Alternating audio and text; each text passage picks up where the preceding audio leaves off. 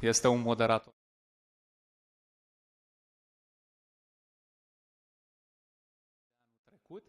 Deci ne aflăm la o reeditare a prezenței dumnealui și sunt convins că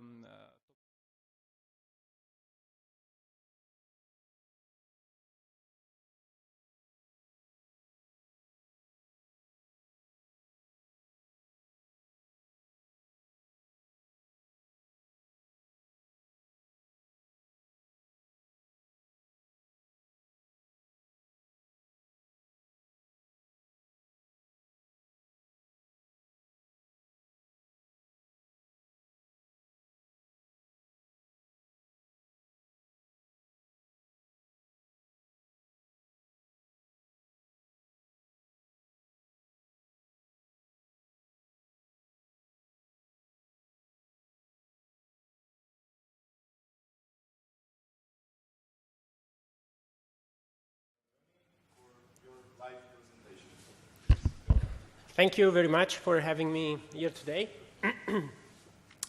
I will be presenting about cyber security use cases with sorry, just one small thing here because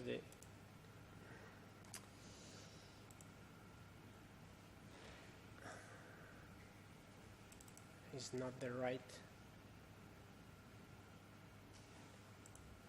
Okay, now I have what I need here. Thank you very much, and sorry for that. So I'll be presenting about how machine learning can help solving cyber security problems. So for sure you heard about machine learning and, generally speaking, artificial intelligence a lot. I start to be a sort of buzzword. Everybody's talking about it. Everybody is referring to AI, machine learning. But let's try to have an understanding, at least put some difference between at least these three definitions, these three different aspects inside what is the artificial intelligence generally means. So the artificial intelligence, historically, the first experiment started many years ago, and we refer to them as artificial intelligence, but there was not a lot of intelligence on it, in the sense that when we refer to intelligence, even for the human being, and one of the definitions of the intelligence for human being is the capacity to adapt. And so the first experiment of artificial intelligence were not so intelligent. And more specifically, they were called expert system. And you can imagine an expert system like a set of functions, a set of conditions, more complex, but basically still a bunch of if-then. If you see this, do that. If you see that, do another thing. But if there is an unknown condition, that's where the limit of these expert systems are. What's a step further in the artificial intelligence is what called the machine learning. We will see a couple of differences where the machine can learn from a data set. You have a list of information. You have a data lake. You have whatever you can call it. You have information, metadata, and the machine is learning out from this data. Something that is even better, more complex, very powerful is what is called the deep learning. The deep learning is the next generation of the ultimate generation of artificial intelligence, where basically the machine is able to deduct conditions and handle exception without having the human to tell what to do in case something unexpected happened. I perfectly understand that this is just scratching the surface of this very deep and interesting topic. But the purpose of today is to give you the basics in order to understand the language that a cybersecurity guy is using when he is trying to explain you how, indeed, machine learning and artificial intelligence, generally speaking, can help solving a cybersecurity problem. So, digging into the types of machine learning, we have mainly two types with an intersection in the middle represented by deep learning. And this is the supervised machine learning and the unsupervised machine learning. The main difference between the supervised and unsupervised, as the true definition may suggest, is that with supervised learning, there is a phase where the data that the machine ingests needs to be labeled before.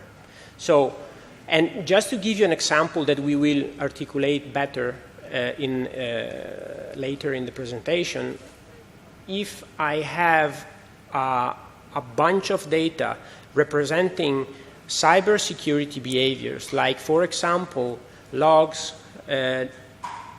network capture traffic, and extracted metadata, and I'm sure that this is known command and control traffic, for example. I submit this information to my machine, and my machine finds a way to find even unknown threats because it knows the patterns from a data set standpoint. On the other side, we have the unsupervised, when we basically do something that is even more simple, in a sense that we submit this data without any kind of label. And this is typically what happens when there is a specific environment with every customer, for example, is different. Every customer has his deployment of Active Directory, his administrators that are administering servers. So all those information cannot be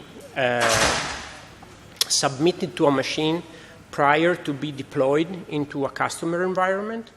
So that's where unsupervised learning helps. So, and from an operational standpoint, what the unsupervised learning want to solve is the deviation from the norm, the anomaly detection. Of course, we cannot go with you cannot go with either one or the other. It really depends on the use case you want to solve.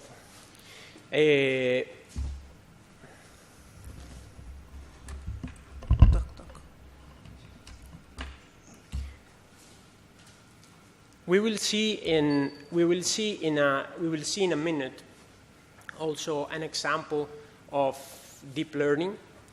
So in the case, just articulating a little bit on the supervised machine learning, this is basically has two main aspects. One is classification. So when I basically give to my machine already the input and the output of my function, and then the machine learns how to find and predict a new label with a new input that I've never seen before. Or in case of regression, that is another application of supervised machine learning, you can predict a quantity. Like, for example, an easy example could be having the price of the houses and the zone, the areas where these houses are. So, and if you plot this into a graph, you will find a line, probably a straight line or something close to a curve, and then based on that, you can predict the quantity on the price of the house, knowing the zone of the house. This is just a simple example. We will see how we could help. So the application of this concept can help in detecting malicious behavior inside the network. On the other hand, the unsupervised machine learning is about clustering, is about basically grouping, and this is what we do all the time. So we see someone very tall with blonde hair, blue eyes, is probably from Nordics. We see someone tall, someone small, all brown, probably is from Sicily. Just picking up Italy because I'm Italian. And so this is exactly what unsupervised machine learning do. Groups based on characteristics, predominant characteristics, and then the difference between everything that is in a group and the rest that is not belonging to a group is the anomaly. And that's one of the application of unsupervised machine learning to cybersecurity. Of course, this has some drawbacks, because having anomaly detection only approach, you end up having a lot of false positive.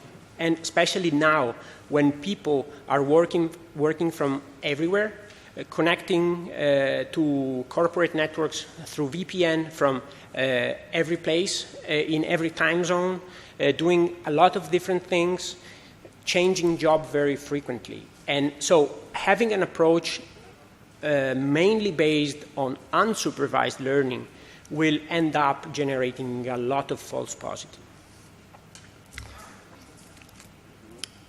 As I mentioned before, deep learning is the ultimate way of applying artificial intelligence, and is all about transfer learning. So I want to make you an example. So if I play tennis, and I'm good at playing tennis, if I need to pick up squash, most probably won't be too different. I will already have some knowledge that I can transfer to another, in another domain, very, very close. That's what machine learning with deep learning does. So it's basically using prior experience, the outcome of something that has been learned before, to be reutilized in the next loop, in the next from the next algorithm, from the next function that will use as input, generally speaking, the output of the previous set. Just to give you something more easy to understand, and comparing what is the traditional machine learning versus the deep learning. So one thing that the traditional machine learning needs is the future extraction. So labeling data, find out features in order to the machine to be able to do the right classification. And the example of a car, you can imagine the analyst has to extract the future of a car. Something having an engine, something having 4 wheels, not 3, not 5, something having windows, and something that, in order to run needs petrol or diesel. So in the deep learning, the future extraction step is done by the machine. This is the easiest way to describe this. We will see in the context of cybersecurity what this will mean. So, having said that, is not that using machine learning, whatever machine learning, fixes all problems. And here there is a very, deep discipline in order to understand first the problem, sit down with the people, the right people, having at the same desk a data analyst, in the case specialist on the domain, and in our case is cybersecurity guys, hacker, pen tester, security researcher, people that know how to break things, and on the other side, having the data analyst asking and isolating the right type of data set needed in order for the machine to be able to deliver what is expected. Because it's not that you can put everything in it and then having as expectation to have something by magic happening at the end of the chain. There is something in the machine learning, artificial intelligence culture that is called no free lunch. This is a typical American thing. I repeat it as it is, but the explanation may be easier for you to understand than what the no free lunch means. Is basically that there is no single algorithm that fits all the situation. You need to use the right algorithm, the right tool in order to solve a specific problem. But let's jump into something that is more probably interesting, and let's do a comparison between the application of the traditional signature to the data science in order to detect and to find bad guys in our networks. So, signatures are like medicines, like vaccines, are built on something that is known, because I need to know the thread in order to build the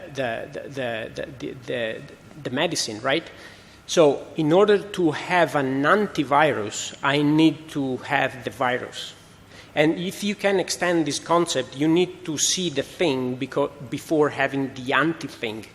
So this is very elementary, but this is key in order to understand the difference between the traditional signature and the machine learning and artificial intelligence approach. So, and then another important thing is that there is no context. If I use an antivirus, if I use a signature-based system, this is something that knows probably quite well a known thread, but it hasn't context on my local network. There is no information related to who is doing what on my network. So, and there is no way to distinguish between something that is anomalous but legitimate or anomalous because it is a real threat. On the other side, the data science, it's learning over time.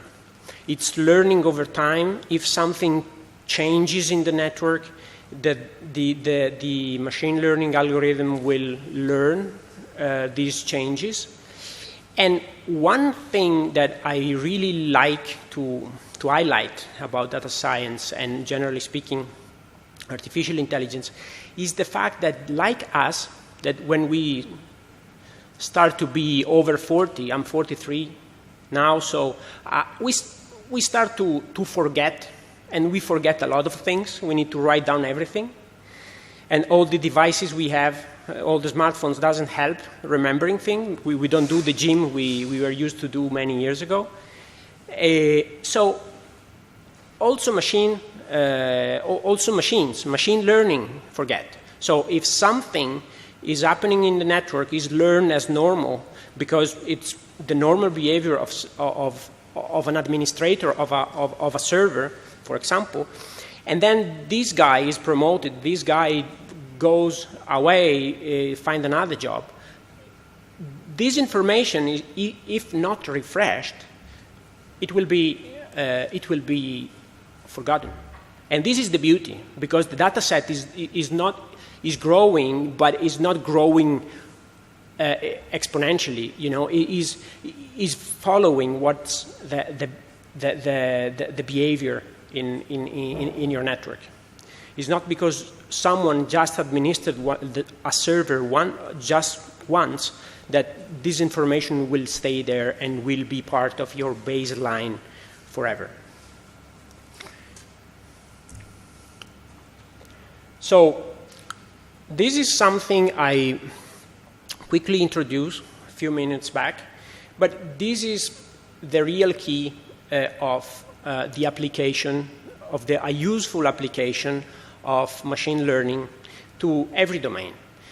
In this case is cybersecurity, but it could be whatever you want. So having a set of people, a group of people defining, identifying, and prioritizing what you want to find, the characteristic of what you want to find, and then validate that model. Because on the other side, the data scientists are not supposed to be cybersecurity experts. Working on this domain, they will become experts somehow, but they know how to deal with big set of data, with a lot of information, how to make algorithm works, and which could be the best algorithm to be used for a specific case, but who understand the problem and who can generate the problem and ask the other guys to solve it are the security researcher. And the net result of it is, in our specific use case, is finding attacker behavior model that are able to identify when an attacker is in the network without knowing anything about the tools, the techniques, and the procedures that this attacker is using. Let's see an example that probably is much more easy to understand and useful. So, external remote access. External remote access could be everything. Legitimate tools like TeamViewer, like LogMeIn, for example, that allow an external people, legitimate, authorized external people to connect to an inside machine to do a legitimate task. But at the same time, in the same way, from a network pattern standpoint, it's the same thing that Dark Comet, for example. That is a RAT, remote access tool, used by a lot of advanced thread in order to keep a hand and control a machine. So how data science helps with this process? We need a training set. We need logs. We need packet capture. We need information, data set, generally speaking, about many different tools. Here you have some example. You have, for example, TeamViewer. You have an Open. You have Dark Comet, and you name it. So the data scientist uses this data set coming from these tools in order to build the deep learning models that are supposed to detect that.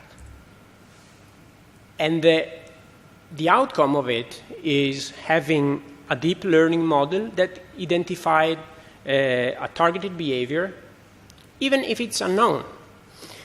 And the example of it is that with the same, and this is something that has been, this use case is exactly how this model has been built. So the one listed below are the training set used, and the two above are two tools, one legitimate and one a little bit less legitimate, used as a remote access tool. And so the two on top were not part of the training set.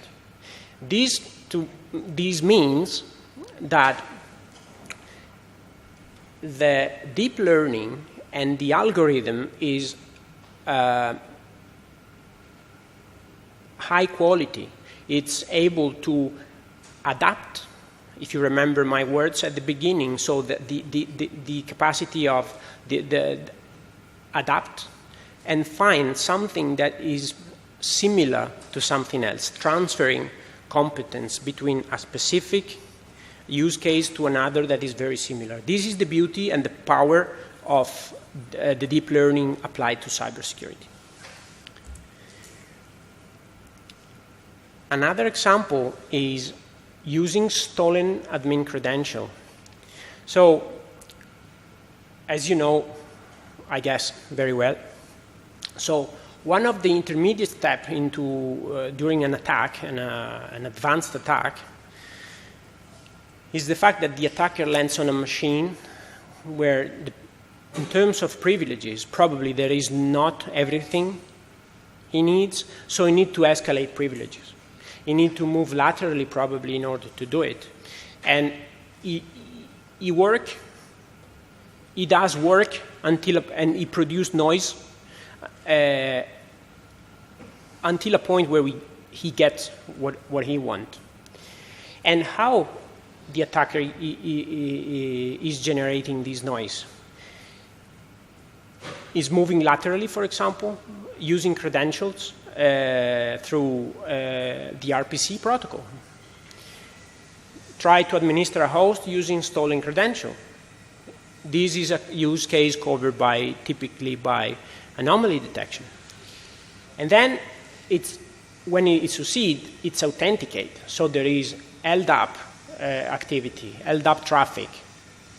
So on the other end, the data scientists are basically needs to learn how the normal users, services, application works, and then find a way to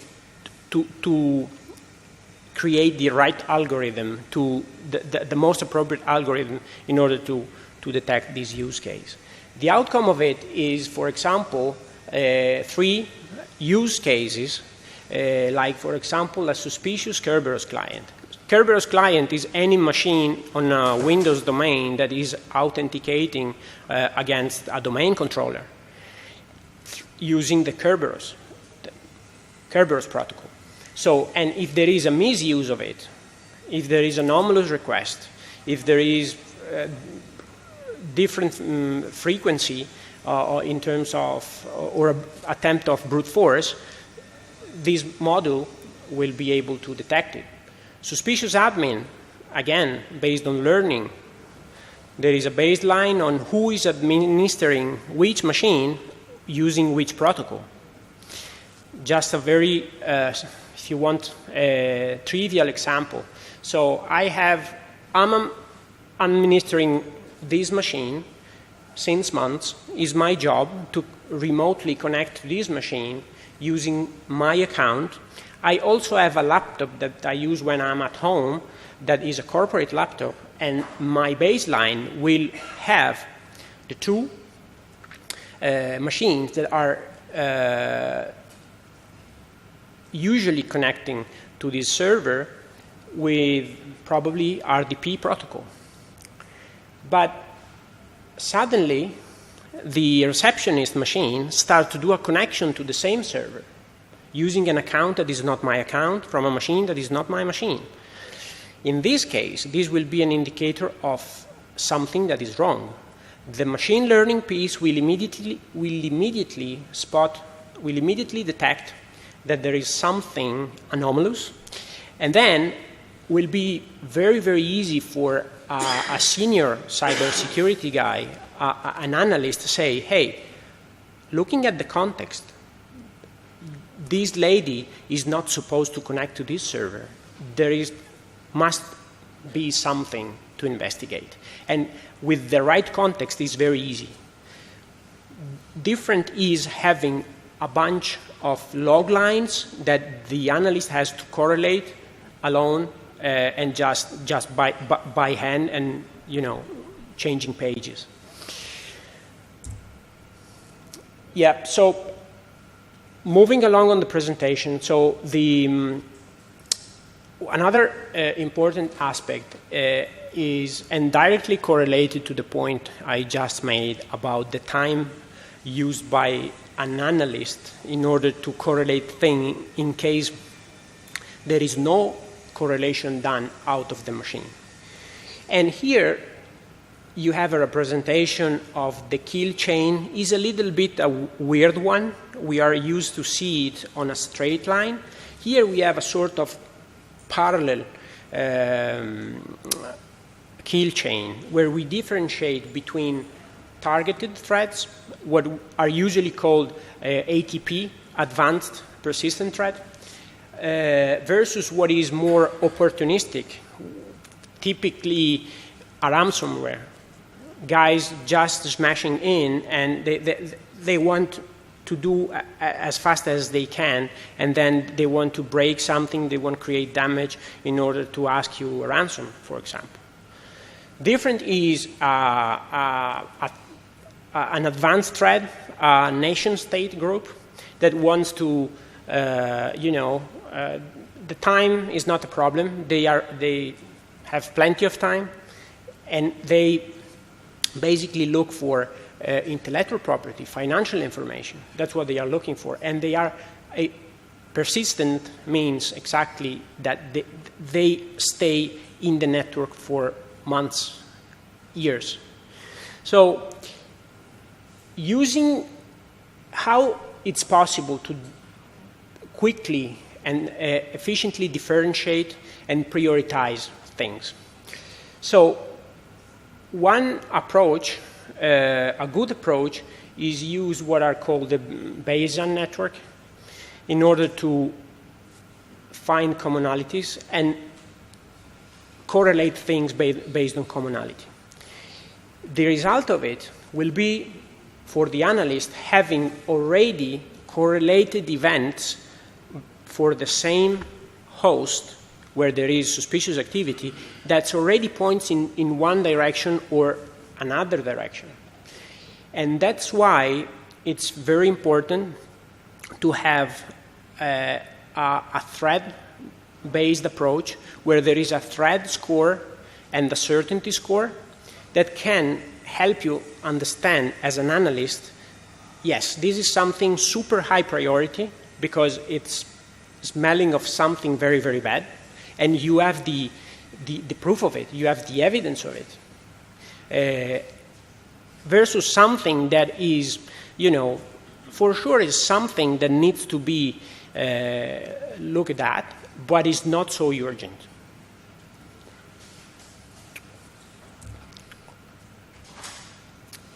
Just deviating a little bit from the pure cybersecurity domain, those are considerations that are a little bit more generic, that could be applied to every domain. So, build versus buy. So, I'm meeting a lot of customers, and especially big ones has this impression that having very big data lakes, they can do whatever they want. And in theory, they could, but there are some considerations and something to be considered. So, for example, where they get their data from, how they are sure about the integrity of this data. Are exactly the data they need, and remember what I said about the security researcher identifying behaviors and use cases and the data analyst analyzing the data in order to find out what the other guys were able to achieve. So, and all those considerations are very important. So, and then, are you able to afford, in case you decide to build something in-house, so is your data science team good enough? What about if your chief data analyst leaves and goes to the competition? So there is no one answer to that, but it's a sort of, I let you think about it, and it's very important to have an approach that is, I would say, holistic, considering all the aspects of that. So, coming back a little bit to the topic, I'd like to explain you very briefly what it takes to build an algorithm. So, typically, there are 5 steps. There are 5 steps that are macro steps during the building. You see a lot of intermediate steps, and the color helps you identify who is doing these. You see the security researcher doing the first block, and then there are the security researchers plus the data scientists doing the second block. And then there is a phase of test where there is this loop, and the algorithms used are tuned. And then we move over on the more cosmetic things that, like the UI. I said cosmetic, but it's not a trivial thing, because I can have the best algorithm in the world, but if the data are presented to the analyst in a poor way, the analyst will struggle using these outcomes. So the user interface needs to be very curated, really easy to understand, and needs to facilitate the job instead of creating an obstacle. So the main 5 steps are obtaining a description of the problem. So I need a problem statement. I cannot say I take whatever algorithm to solve everything on the planet.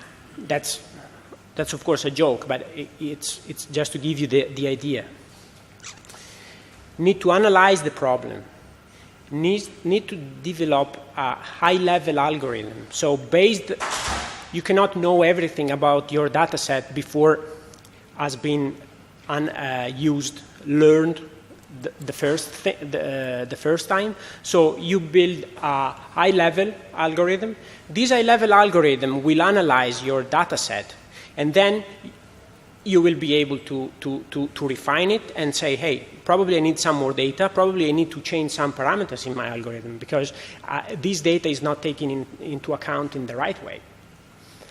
And then, as I said, refine the algorithm and continuously review that. That's what makes an algorithm, a machine learning algorithm, a good algorithm. So I'm just going toward the end of the presentation, and I'd like to give you some takeaways. And then before finishing, I would show you a static demo about the product that Vectra does. So you can see with your eyes what's the net result of all this hard work that we are doing. So if you face a vendor that is selling you something based on artificial intelligence, and this doesn't necessarily mean that it has to be in the cybersecurity space. This could be for everything. So what type of machine learning are these guys using? Is it supervised, unsupervised, deep learning, how many machine learning algorithms they use. And with that, I mean, how many use cases have they isolated? In the cybersecurity domain, are they detecting command and control? Are they detecting how many command and control are they detecting? Are they detecting exfiltration? Are they detecting exfiltration just, you know, a big chunk of data in very small amount of time, or what is called the slow bleed, meaning just a beaconing out of data, few bytes per hour, that at the end of a month will be a gigabyte of data. For example, how long another question you could ask is how long their machine learning algorithms needs to be deployed in the network in order to be able to learn and deliver value. This is a very good and precise indicator if they are using supervised or unsupervised, because if they are using unsupervised machine learning, as I said before, they will need the time to learn from your network. And the drawback of it is that you probably end up having a lot of false positive. And then, of course, about the workload reduction that this gives to the analyst. And this is more tied to what I described before as a cosmetic aspect, so the user interface. So that's fundamental, because it's the door to assess the data, the outcome, the output of all the machine learning algorithms. So if this interface is horribly usable, if it's maybe shining, very good looking, but is not usable, this will be a big problem for the analyst. So, yeah, I let you these 5 takeaways for reference, because I'm aware of time, and I want to jump. I have only 10 minutes, and I want to jump on the demo. So that will be probably, you know, a nice conclusion of my presentation. So just a second, I managed to close this. Yes.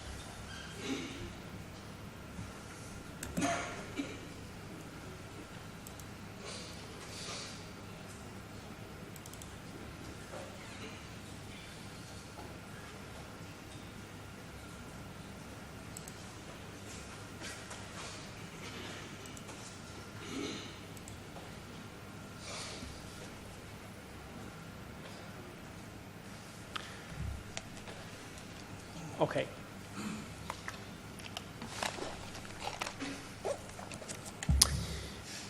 I'm a cybersecurity guy.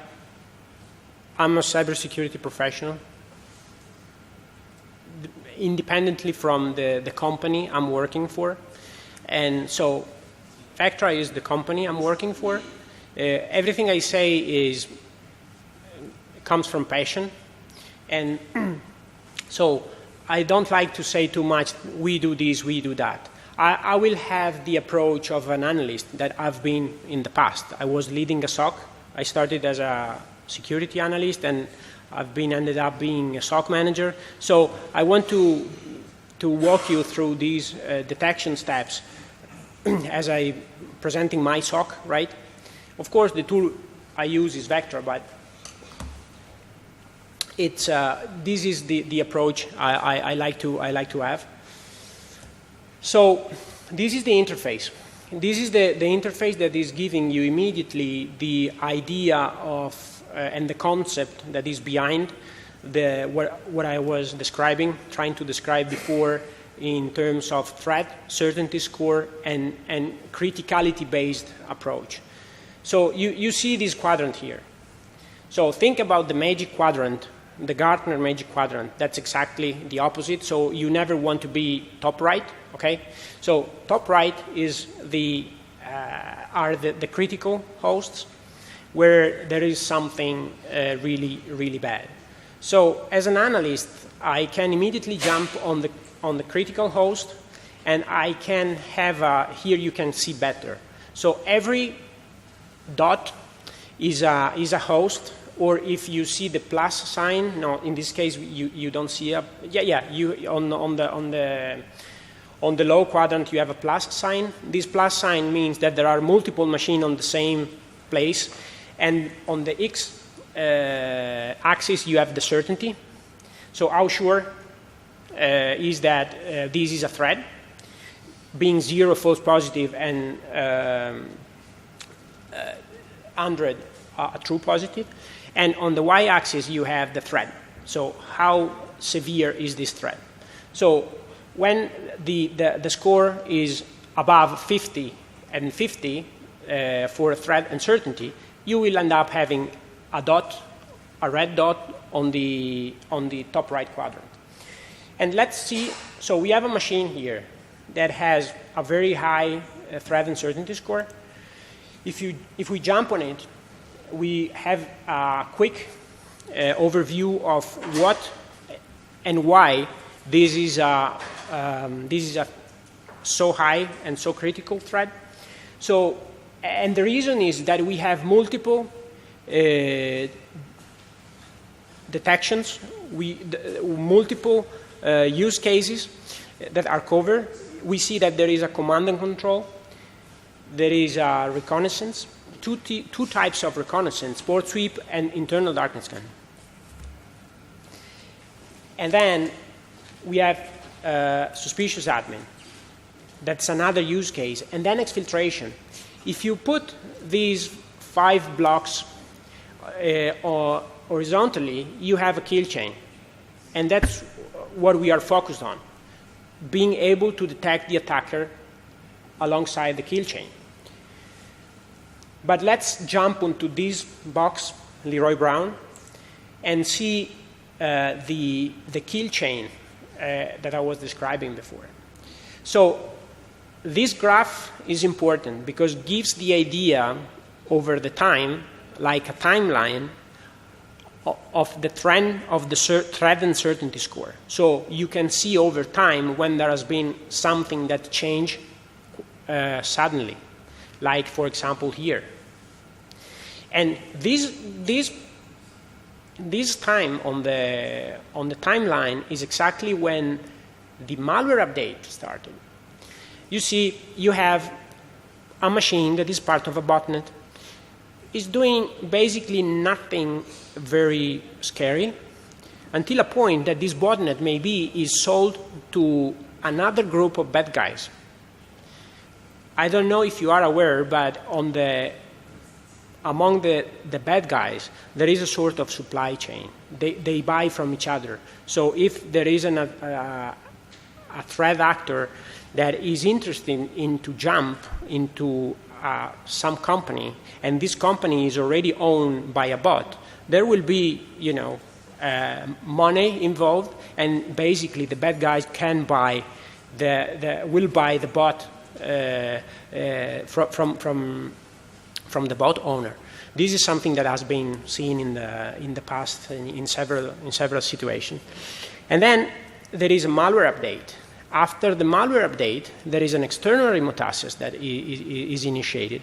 And then when the attacker has the foothold on the machine, can control the machine, it starts to move laterally. And that's where you see the port sweep, internal darknet scan.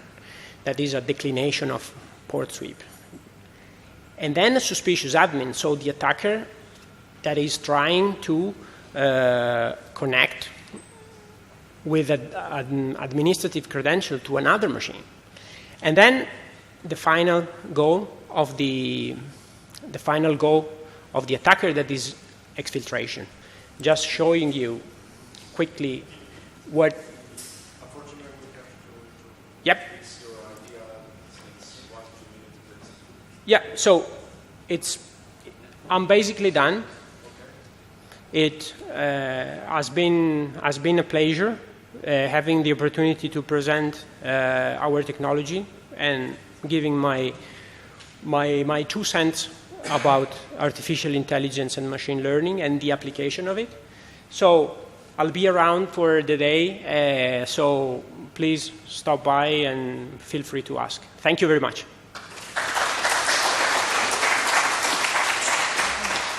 We have to take technical representative, and I will invite the CyberSecurity representative, Mr. Daniel.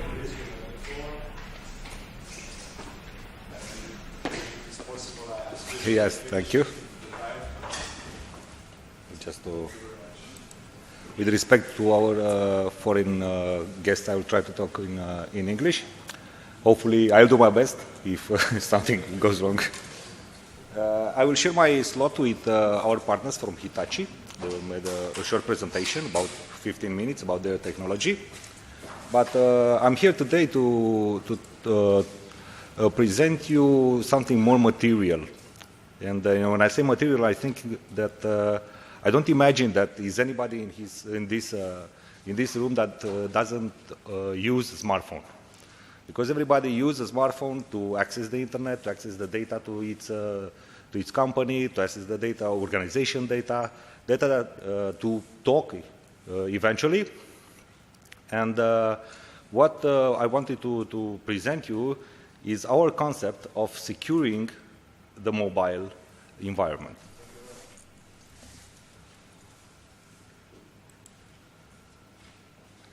I'm trying to...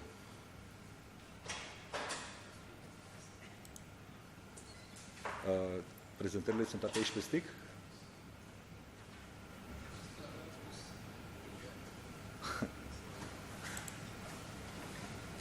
Nu e prezentarea noastră aici? Să tragă? Trebuie să colegii mei.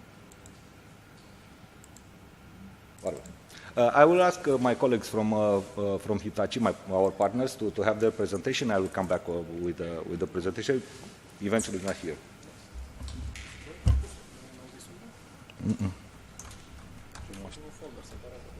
Mă așteptam să fie aici. Nu contează.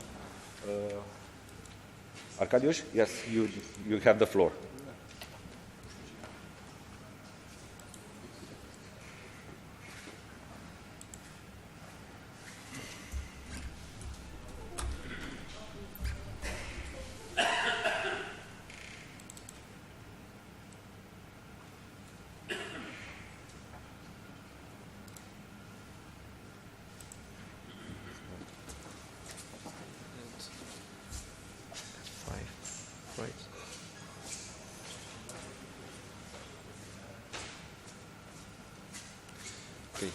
Hello everyone, good afternoon. First of all, it is a pleasure to present in front of you, and I would like to thank CyberSecurity for giving us the possibility to present to you our solution. If we talk about security and also cybersecurity, we cannot forget about human being, about the authentication of the person that is accessing the data, accessing the many systems.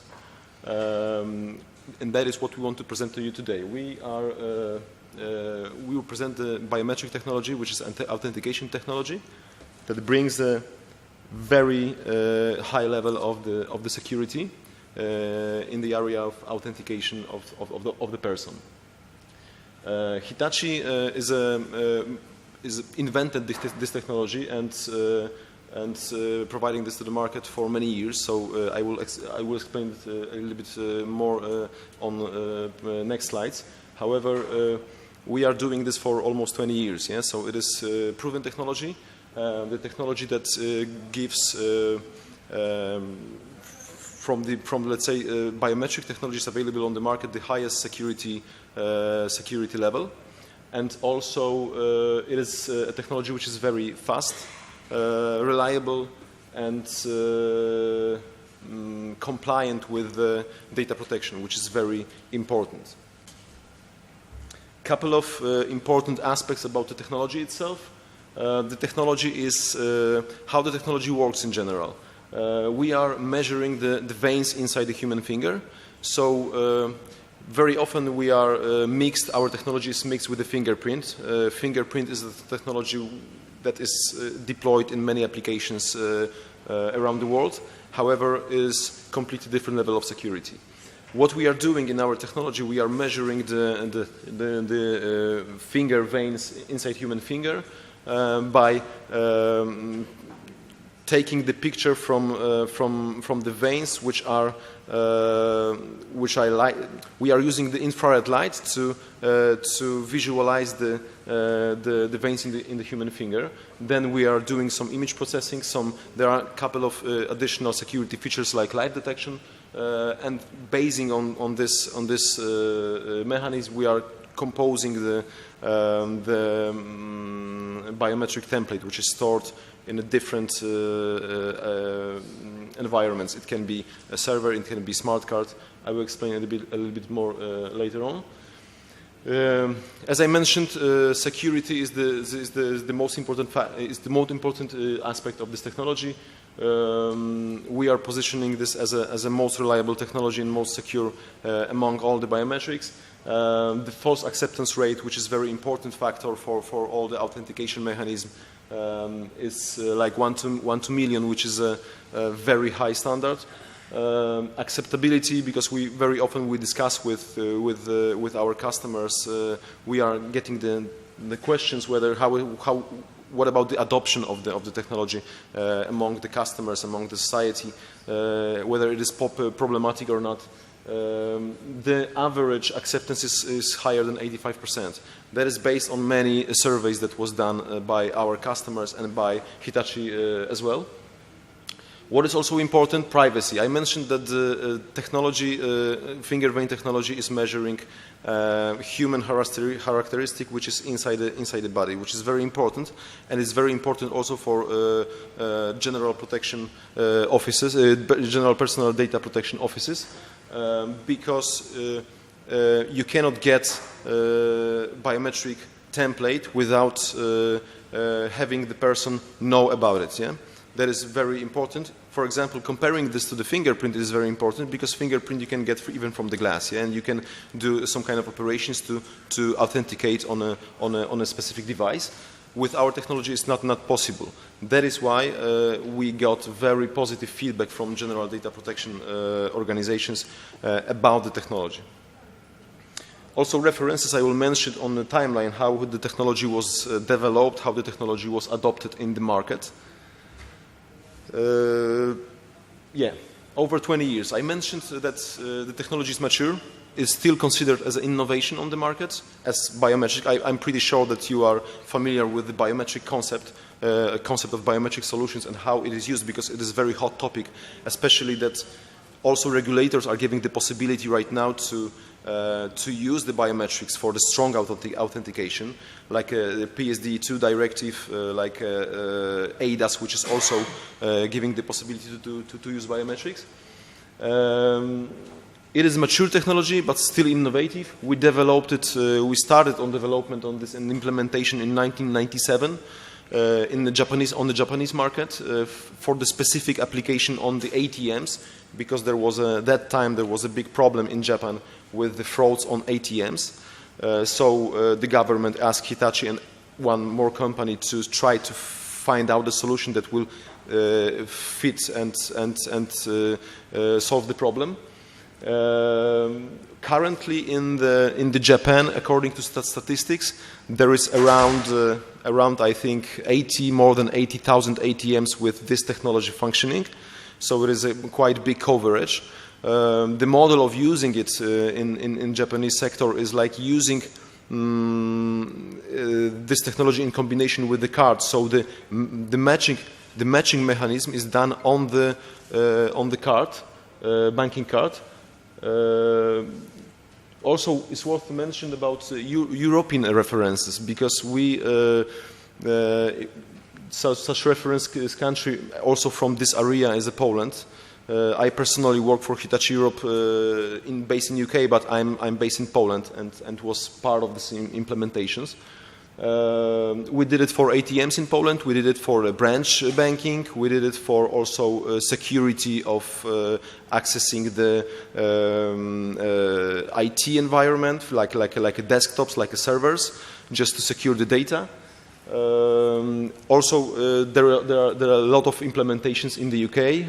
Recently, we started like 2 years ago. We are still in the process of implementation because there are some steps of implementation and assumption from our customer, which is Barclays. It is a huge, very huge and reference project in banking sector for corporate banking. There is like 90,000 devices working, giving the strong authentications for the corporate customers of the bank. So it is a very reference project for us. Also a lot of implementations in the area, as I said, of securing the IT environment. Also, it's worth to mention about Staller, which is biometric payments. Right now in UK, the project is pending, and people can authenticate, can approve the transaction by putting the finger on the device. So this system is also right now growing and expanding across the Great Britain, and we are starting to promote this technology also and this concept also outside UK. What is worth to mention, we are moving right now to mobile as well. Yeah, it is the concept of the technologies is the same. The usage is different. We are not using additional hardware. Yeah, so what is important, because for the mass implementation for the let's say end user, like a person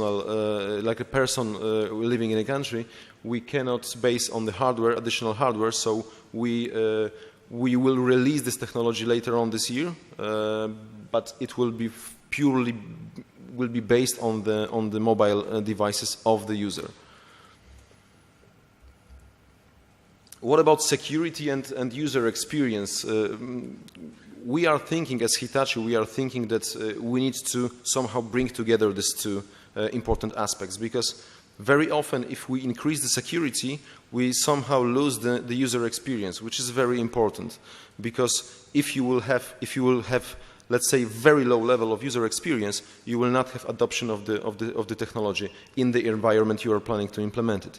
So we are trying to work on the security and still keep the high level of security, but also try to streamline the process on the customer side. So our intention is to develop the technology that will not decrease the user experience, because the technology will be nice, will be secure, but will not be used. Yeah, that is very important from the perspective, from the concept of developing and still expanding the technology. Primary use cases, secure logon to portal and applications. That is the primary use case. Logon to desktops, as I mentioned as well. Secure authentication of transactions, operations, payments. That is something that this technology can be used. Secure paperless operations. It is something that is right now going on in the market. Probably you observed that a lot of organizations who are dealing with on a B2C market are trying to implement paperless processes, pure digital workflow of the documents.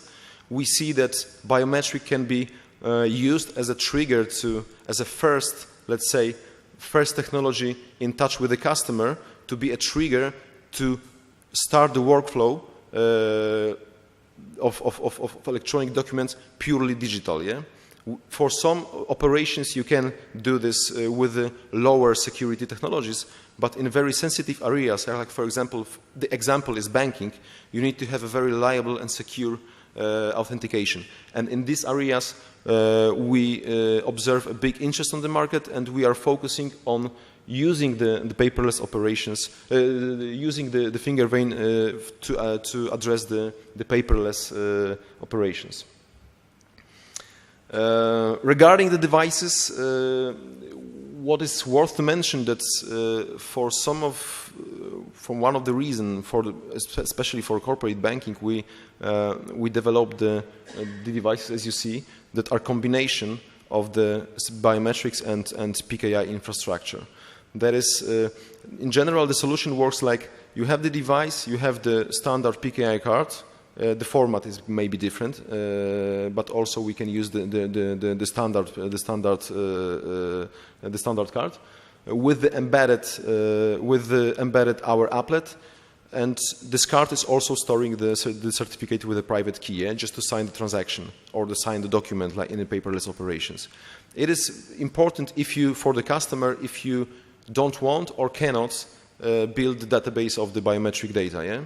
For example, corporate banking is a very nice example, because in this area, not every time the bank the bank is in direct contract relation with the user, because user can be employee of the customer of the bank. So in such case, bank's intention is not to store the biometric data in their database of the people who are not in contract relation, because they cannot get the proper consent from the user. So a part of that, it is even enhance the security, yeah? Because we have PKI. PKI is controlling the signing process. The card also has a mechanism inside embedded for matching the template. So all the operations are done on the card. And from the user perspective, it is important that I always possess my biometric data, because I can remove the card and take it. Yeah? So that is, for some specific areas, it may be very important to implement biometrics in general in such scenario. I mentioned about this mobile authentication and this mobile solution that is coming. As you see, it is a bit different approach. We are planning to measure 4 fingers at one time, and it will come later on this year in the Q4. So it will be probably our biggest intention is to use this for banking, because banking is let's say, first adopter of many technologies. This is the area in which you need to have the strong authentication for operations, but not only banking. Everywhere, when you have the contact with the end customer, you need the strong authentication, this solution can fit. Yeah. And it is, what is important is independent on the hardware platform, because if you, for example, if we compare it with the Apple Pay, because you can say what's new, Apple Pay has the biometric authentication on the device, yeah, it's possible, but it's not possible to have the independence on the technology across many vendors of the hardware. We can implement this technology and use it on every device. There are some, of course, requirements, but on every device, and we don't need to care about whether it is Samsung, whether it is Apple, or any other provider of the mobile devices. So that is the very strong benefit of such approach. Okay, so pretty much everything. If you have any questions, please feel free to ask. I'm also here. I'm staying here, so I'm happy to talk with you. After the presentation, after the session, you can approach me and we can discuss. Thank you very much. Thank you. So actually, it was a good idea not to have the presentation and to let Arkadiusz to show you the mobile security concept, because it is related through our partnership with our idea of ensure the security on the mobile environment. So,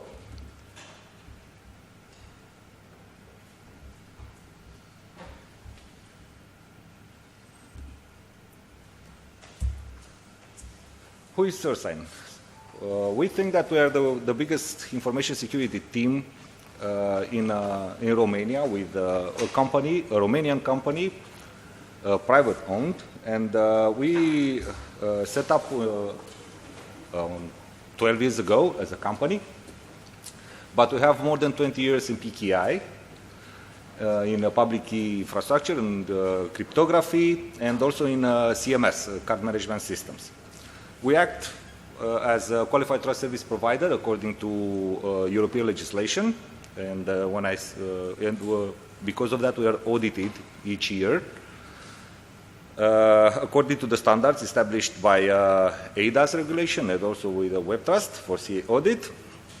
And thanks to these audits, our certificates, our root certificates are trusted by the major operating systems and also by internet browsers.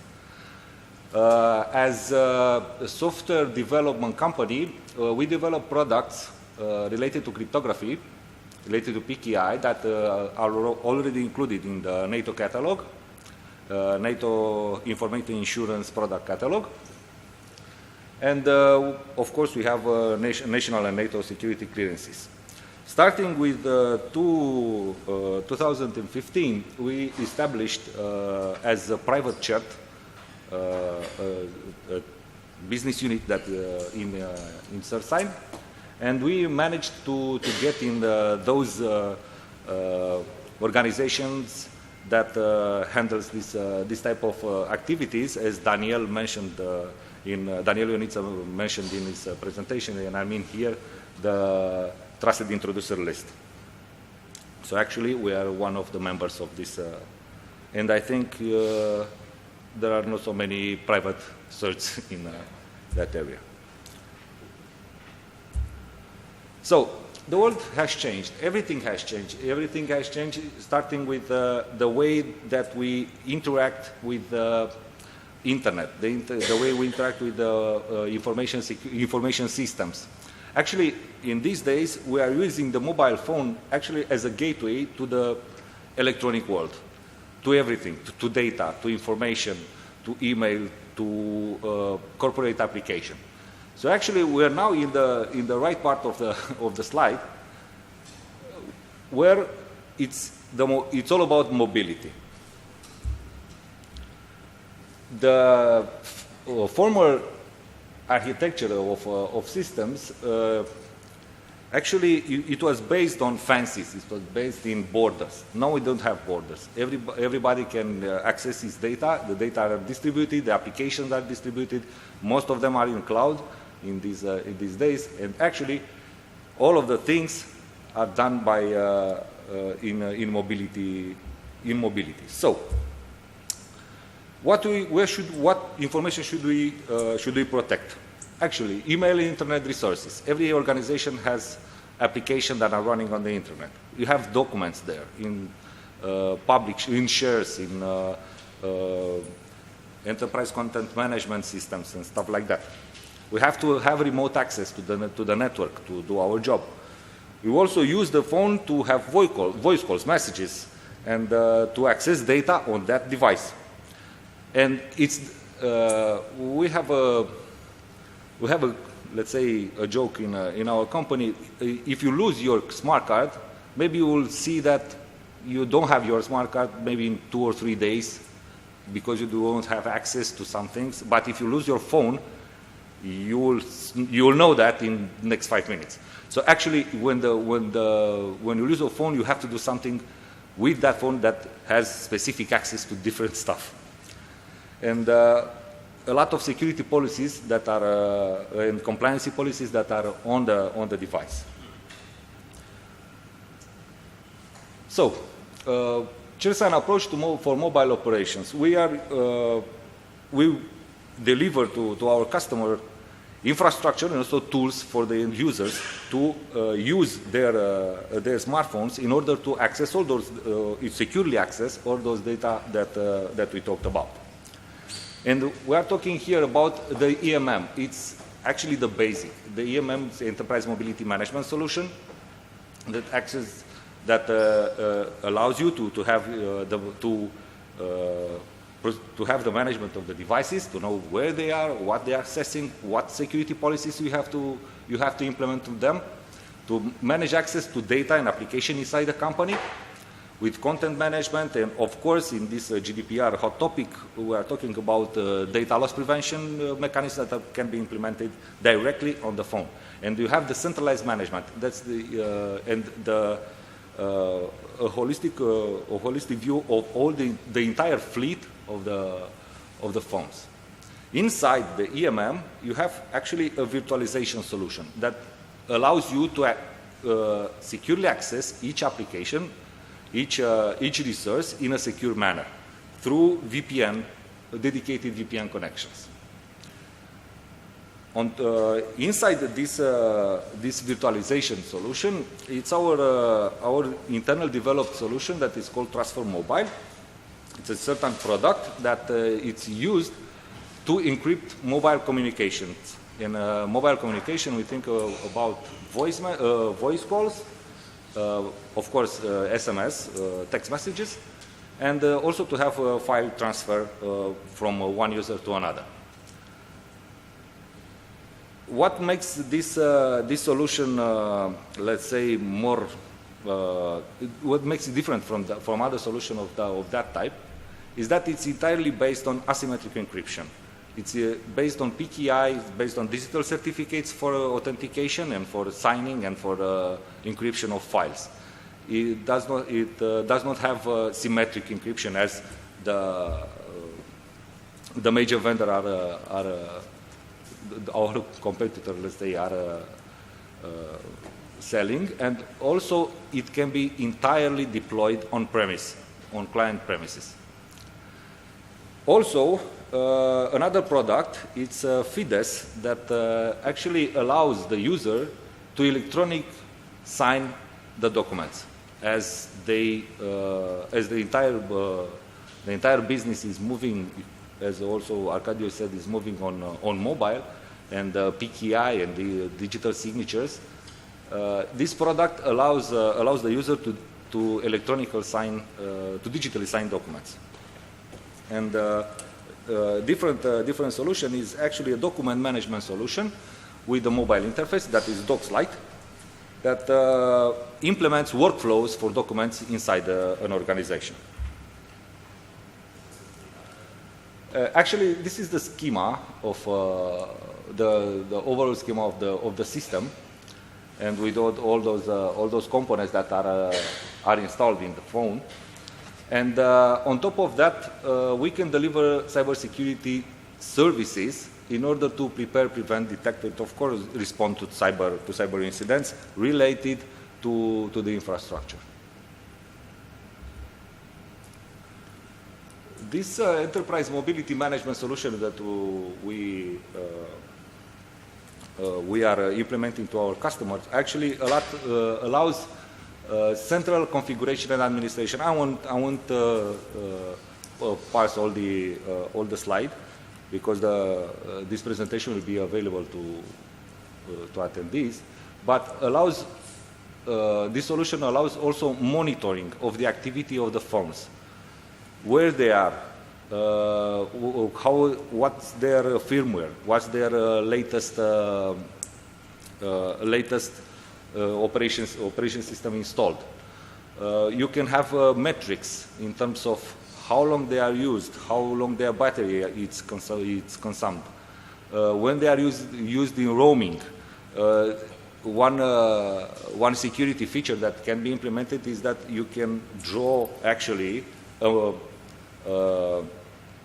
let's say a circle, and when a phone on a map, when the phone actually exits the circle, the phone exits the secured way and enters the public way, way of functioning.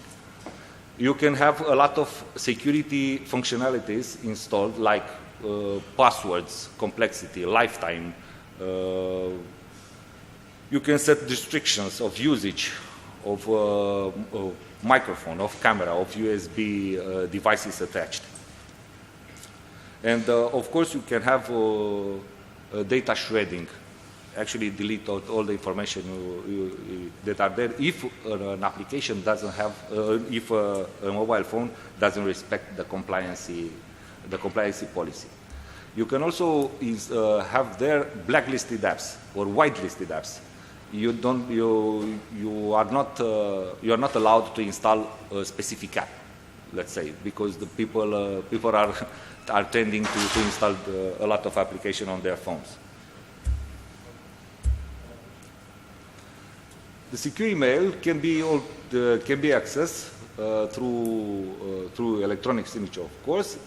That allows, the PKI technology also allows, along with the electronic signature, also allows encryption of emails with the high assurance of the fact that only only the intended personnel can access those files, and also can allow implementation of advanced data loss prevention policies. As I told you, it's a hot topic these days. Trust for mobile. It's actually the application. It's the application itself that is installed on the. It's installed on the mobile phones. It works also on Android and iOS. But it has a central system that can be installed in our premises if you want to consume this product as a service. But it also can be installed on the customer premises to have its own management, its own keys, its own HSMs, its own system, its own administration. So the encryption it's very secure because it's based on high key algorithms. Actually, it cannot be broke. Of course, everything can be broke, but it cannot be broke in a reasonable time. Here are the special projects for governmental clients, actually where we installed this product, and what's not here is actually quite recent feature that it's the global address list of the users. So actually, if you want to search for someone to call him, if it is not in your already in your agenda, in your application agenda, in your contact agenda, it can be searched on the global address list of the system. It can work on mobile data, of course, above 3G. It needs at least 3G, but of course it works on every access to the internet you may have. So actually on Wi-Fi, but Wi-Fi is the most common use case, and also on 3G and 4G. Of course, you depend on the quality of the mobile connection, the mobile data operator, but it does not need high bandwidth, and also does not consume a lot of energy in terms of battery. The cryptographic algorithms actually are RSA for asymmetric encryption, and for key exchanges and for encryption itself, it's used AES-2 in CRT mode.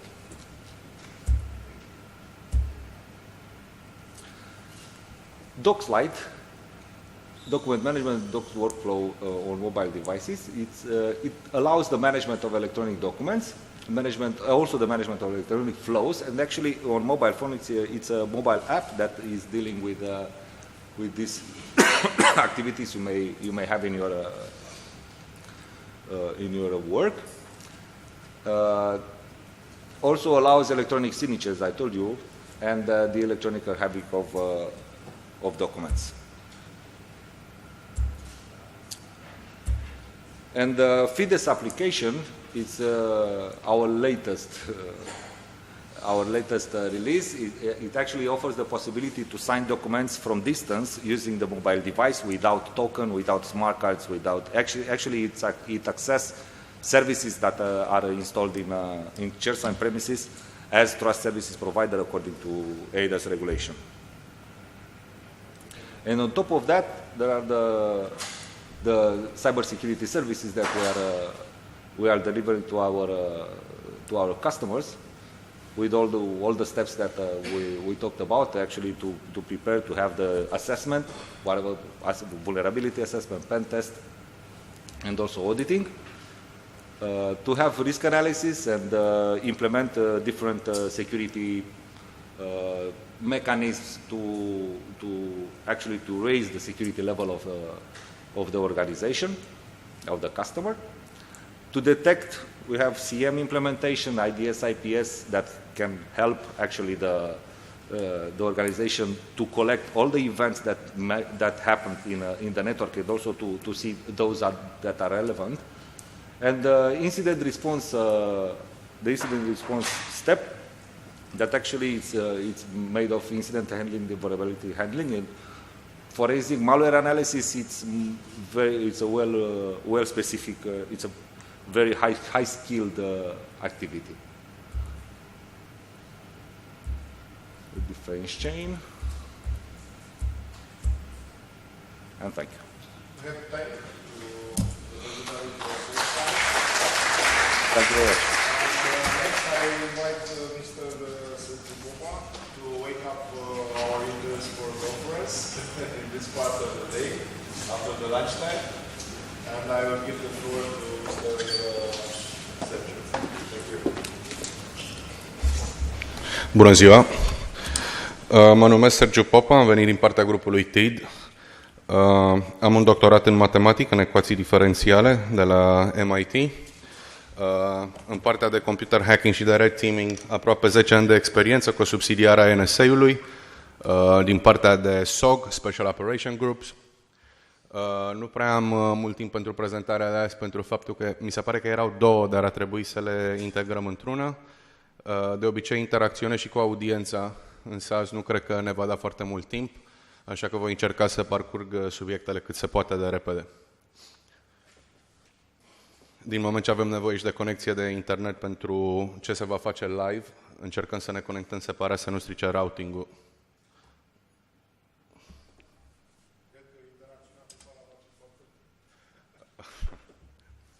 Din moment ce toată lumea e expertă în securitate, bineînțeles, nu va fi nicio problemă.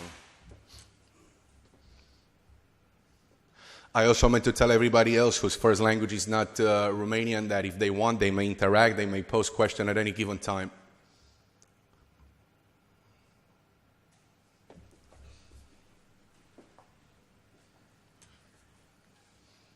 Pretty much everything is going to be self-explanatory, so, but if you don't follow along, just interrupt me for any given second, and I shall answer your questions immediately.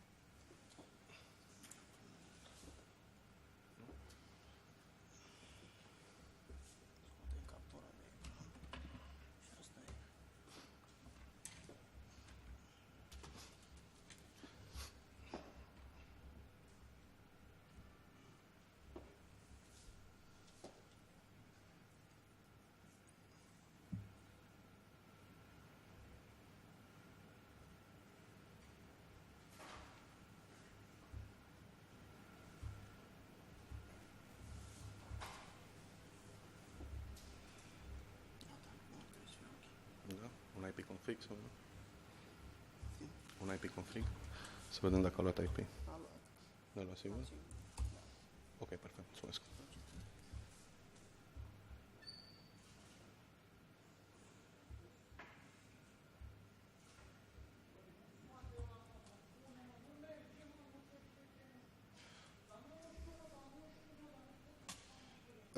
Acum câteva săptămâni, când domnul general Dinkovici mi-a spus despre conferința aceasta, mă gândeam ce subiect să prezint care să fie cât de cât relevant în contextul în care ne aflăm. Și atunci mi-am adus aminte că prin anul 2004 sau 2005 am condus o cercetare prin care am exploatat protocolul AIS, Automated Identification System, protocol care a fost introdus în anul 2002. Astăzi vrem să discut puțin cu audiența și despre arhitectura și implementarea protocolului, însă timpul nu cred că ne va permite. Vom parcurge anumite aspecte ale lui, cele mai practice, pentru ce se folosește tracking system pentru vesele, deci pentru absolut toate bărcile să știm exact unde sunt poziționate în high seas, ship-to-ship communications, self-explanatory din nou, to and from port VTS, aplicațiile ei sunt obvious, sunt evidente, collision avoidance, probabil cel mai popular, Maritime CyberSecurity, asta relaționat în contextul de azi, Search and Rescue, mesajele care sunt de asemenea binare, cum ar fi weather forecasting, și dacă vreți să vă documentați mai mult, aveți linkul de Wikipedia, unde este explicată și arhitectura fiecărui mesaj și ce conține. Schimbarea de informație se poate produce prin două modalități. Unu, radio frequency, la frecvențele mai mult sau mai puțin 162 plus minus 0,25 MHz, care poate fi atacată și am atacat-o cu succes cu SDR kit, Software Defined Radios, cum ar fi HackRF sau Blade RF, Full Duplex. Acestea sunt mecanisme integrate tip ASIC, Application Specific Integrated Circuit, cu FPGAs, Field Programmable Gate Arrays, care simulează base station tower. Se folosesc de asemenea în interceptarea telefonelor mobile pentru a crea ceva ce se numește base station tower sau IMSI catchers. De asemenea avem online providers, online AIS providers, care funcționează în felul următor. Vă voi arăta arhitectura și după aia ne vom întoarce la prezentare.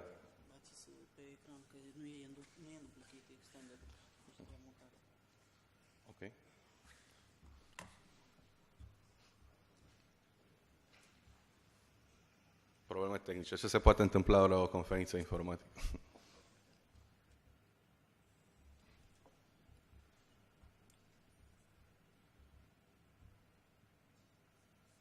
Slideshow.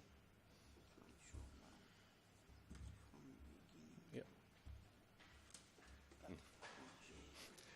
Nu-mi vine să cred că până acum nu a apărut. Bun. Slide-urile astea le-am parcurs. Din nou, cum spuneam, există și online AIS providers care funcționează după următorul model. După acest model. Nu știu cât de clar este. A ship vessel care este on high seas conduce informația către un AIS gateway. AIS gateway poate face un broadcast către internet. Există de asemenea servicii publice pe internet care oferă acces la asemenea date. Voi oferi un exemplu foarte rapid de unul din ele care eu l-am exploatat personal acum vreo 6 ani de zile. În ziua de azi este fixed, au reparat vulnerabilitatea. Stai să văd dacă pot găsi Google Chrome-ul pe aici.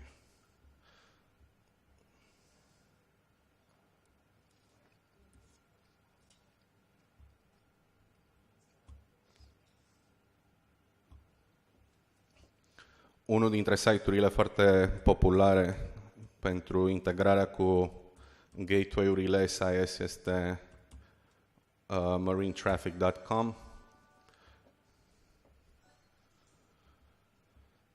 De aici, bineînțeles, ne putem duce către toate porturile din lume unde, prin sistemul AIS, toate bărcile își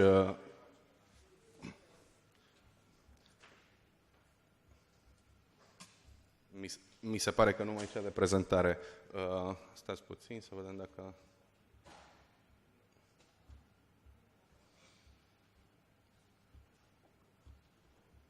În fine, ca să nu pierdem timpul, să nu ne complicăm, există site-ul marinetraffic.com, care, după cum am spus, era vulnerabil. În ziua de azi nu mai este vulnerabil.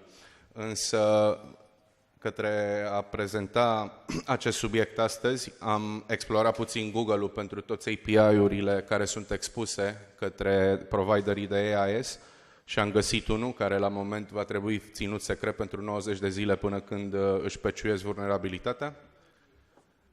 Și o să vă arăt exact ce s-a întâmplat.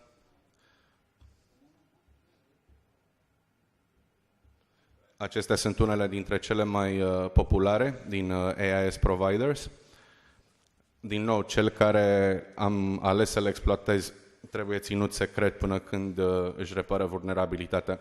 Practic, ce se întâmplă Acolo am exploatat o injecție de tip SQL, un SQL injection, o vulnerabilitate cunoscută încă din anul 1998, dar care încă funcționează. Având în vedere că toată lumea este expertă în câmpul de cyber, cine îmi poate spune câte injecții de SQL există? Câte? Nu many more, sunt 3, error-based, blind-based și union-based. În cazul ăsta a fost una dintre cele mai grele de exploatat datorită faptului că algoritmul respectiv are o complexitate de O de n pătrat, se poate reduce la O de n log de n. Acum vă voi arăta. Care e problema cu acești online providers? Problema nu este numai arhitectura, dar este full duplex communication. Odată ce se exploatează o vulnerabilitate, cum ar fi SQL injection, în cazul acesta, atunci caching-ul este corupt în așa fel încât încep să facă un data broadcast în trunk line și în felul ăla comunicația devine deja sabotată.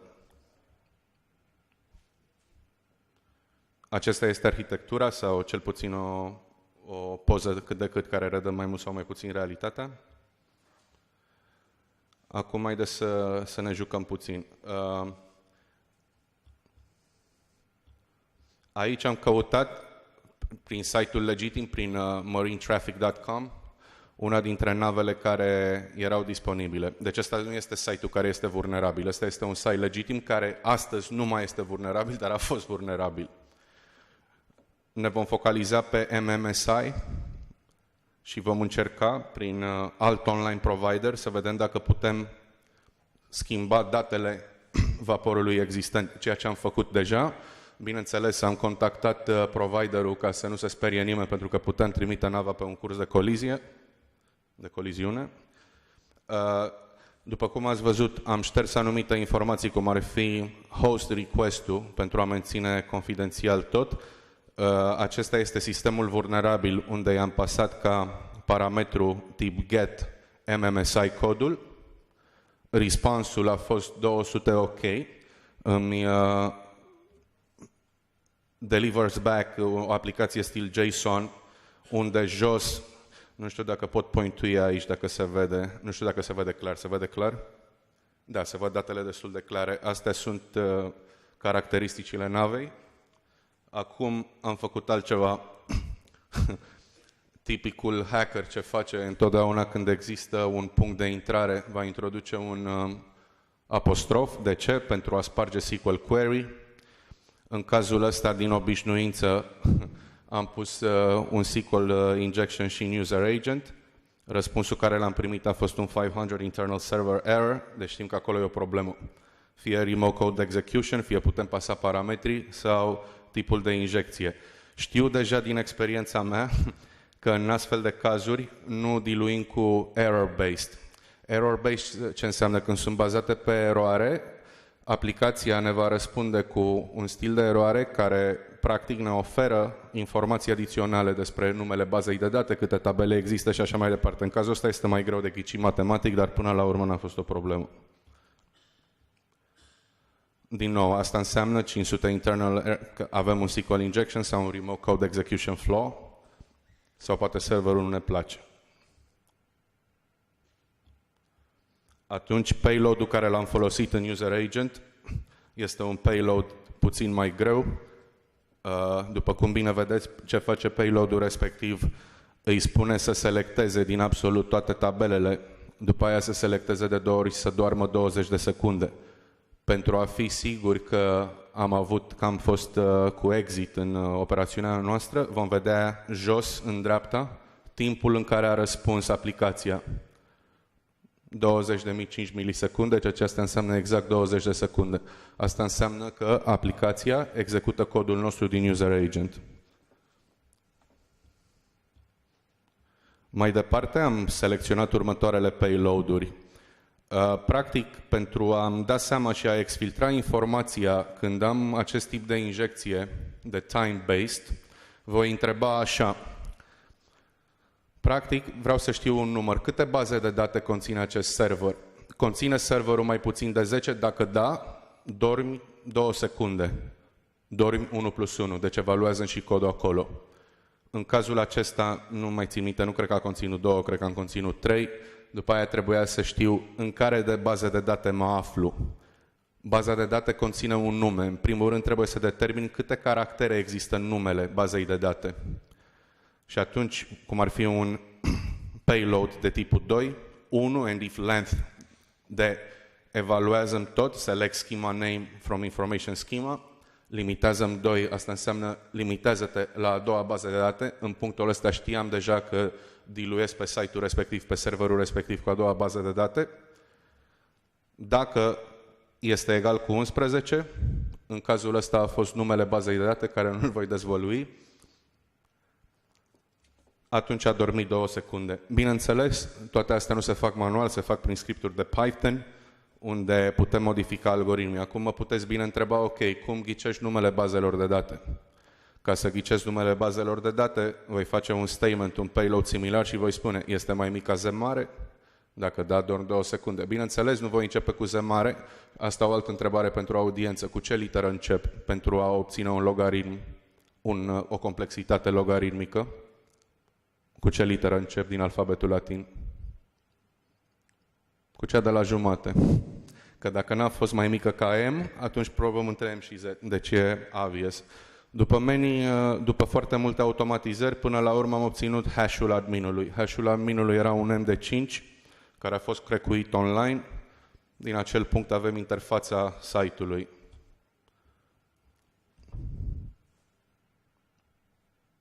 Unde în interfața site-ului, bineînțeles, am schimbat numele bărcii. Status hijack.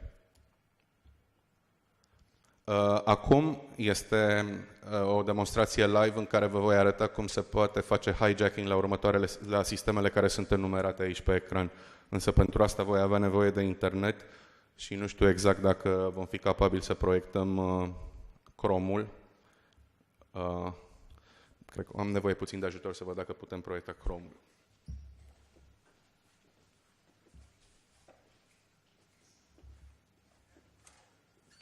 Vom analiza totul dintr-o manieră pasivă pentru nu a comite nicio ilegalitate, deci de când ne vom uita la anumite lucruri, dar nu vom schimba nimic.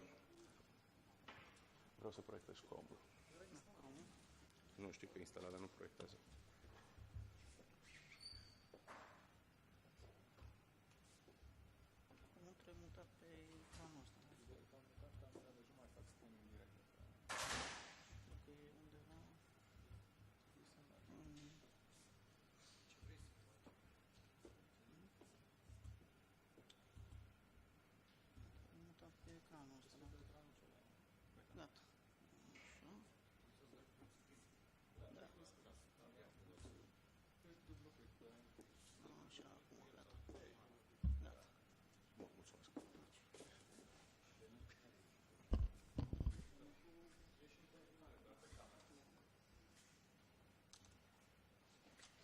Probleme cu mouse-ul acum.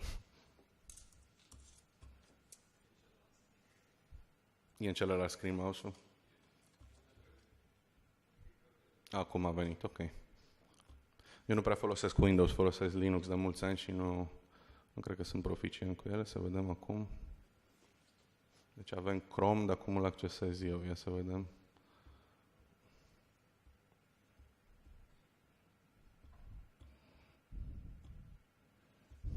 Nu, mi-apare în celălalt screen. Știu, dar nu pot să scriu nimic, nu pot interacționa cu el. Numai că nu văd nimic pe ecran, asta e singura problemă.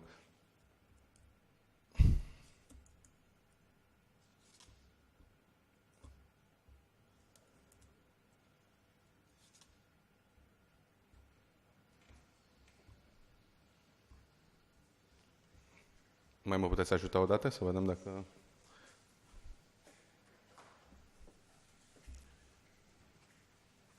Trebuie să scriem în bara de adrese, nu? Sau unde? Da, deocamdată. Trebuie să găsim. Ok. Aici? Separat, deschid un tab nou sau ne ajunge? Un tab nou. Ok. Ce să... Ok, perfect. Ok. Să mă focusez acolo să vedem. Cum spuneam înainte, acum voi oferi un exemplu de SQL injection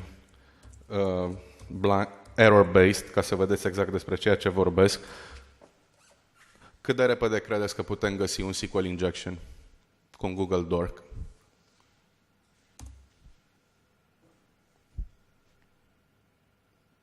Alegem aleatoriu.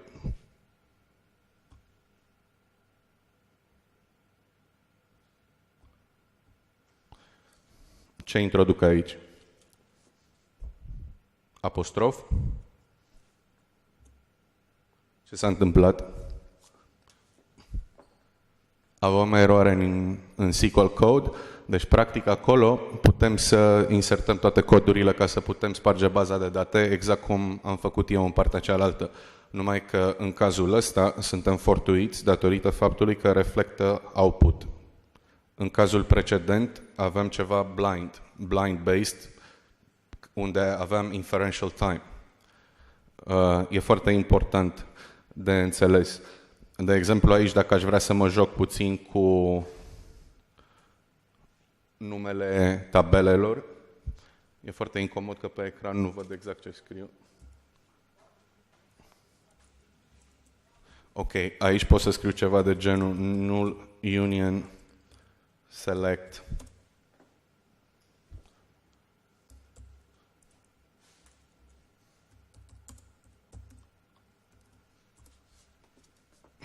ce îmi spune? N-ai două coloane. Deci, practic, pot interoga baza de date până aflu câte coloane sunt în tabel. Și, eventual, mă pot juca și scoate toate bazele de date dacă vreau. Bineînțeles, pot folosi Google Docs mult mai importante, cum ar fi Nuclear Silos și așa mai departe. Acum ne vom apropia de... Să vedem unde sunt.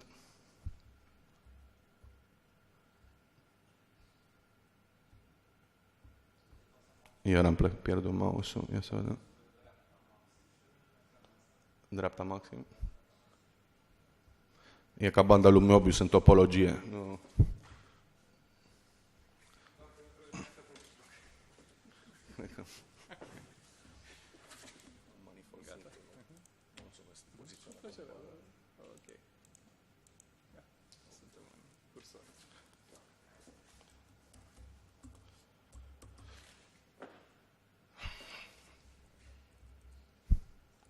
Shodan este un motor de căutare pentru hackeri, un motor special de căutare. Aici am uitat termenele care trebuie să le folosesc. Voi vedea dacă mă pot întoarce la prezentarea mea. Pe ultimul slide. 2 secunde, vă rog.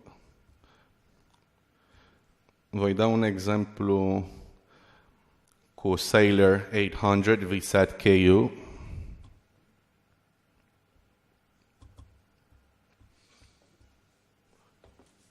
Cred că am pierdut iar mouse-ul. Poziționat în Shodan. Nu, în cutia de căutare. Copiem adresa în de căutare.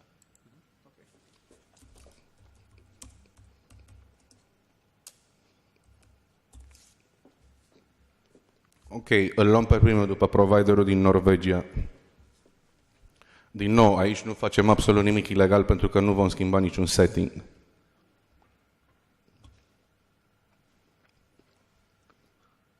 Este plasată pe un râu temporar.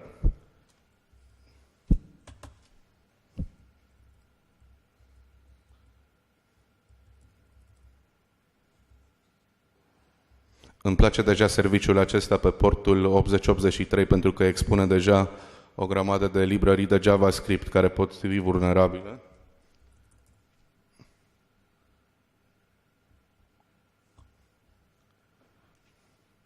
Și acum așteptăm puțin.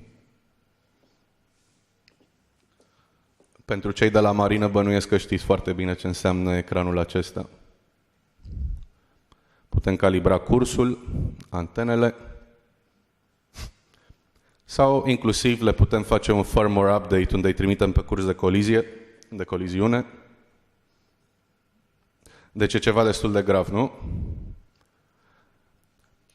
Noi am alertat aceste căutări foarte mulți ani, însă există Problema, după cum vedeți, e încă existentă. Deci asta e o demonstrație live, nu e niciun pre-recorded screen, nu e nimic. Probabil spuneți, da, serviciul este expus, dar n-ai credențialele de acces. Ba le-am.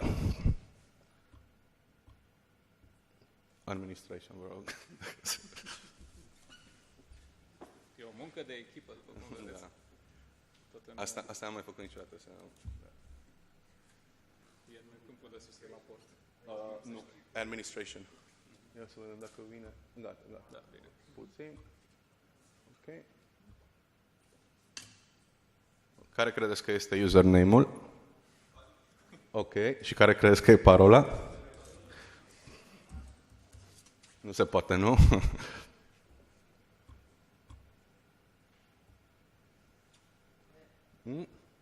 Cred că l-au schimbat aseară. Dar mai era unul, stați așa. Oricum, pentru simplul fapt, se poate sparge foarte ușor, nu voi sparge. Am un cod în C care librăriile de JavaScript pot invalida niște cookie injection și de acolo se poate bypassa mecanismul. Ne întoarcem înapoi la primul shot. Da, 2, 1, 3. De acolo. La primul de la stânga? Nu. Sus. Mai sus. La dashboard. La 2, 1, 3, 2, 3, 4. La adresă. Nu, mai sus. Acum back. Nu, tot la ăla și acum back. Semnul de back. Înapoi. Imediat. Ok. Să-l selectăm pe al doilea.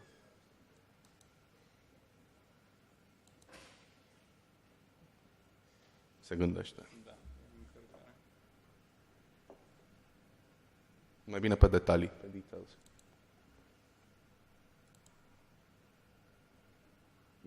Încărca mai greu. Să vedem dacă aici au lăsat adminul prin default. Dar din nou, din panelul de admin, de ce este foarte interesant, în afară de faptul că se poate sparge, se poate infecta tot firmware-ul. Cei din marină știu foarte bine care sunt consecințele.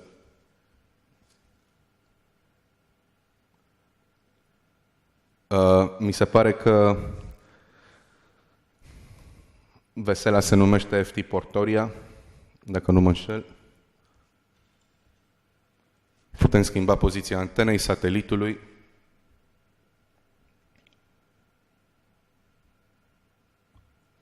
Tocmai l-am probat aseară înainte de demonstrație, tocmai l-am făcut și un shot. A intrat. Polarizarea antenei, azimutul de elevare și așa mai departe. Ce anume? E un tank chimic, nu? Deci nicio problemă, nici măcar e vreun croazier sau ceva. Decât tot răvitor, deci nu, nicio problemă.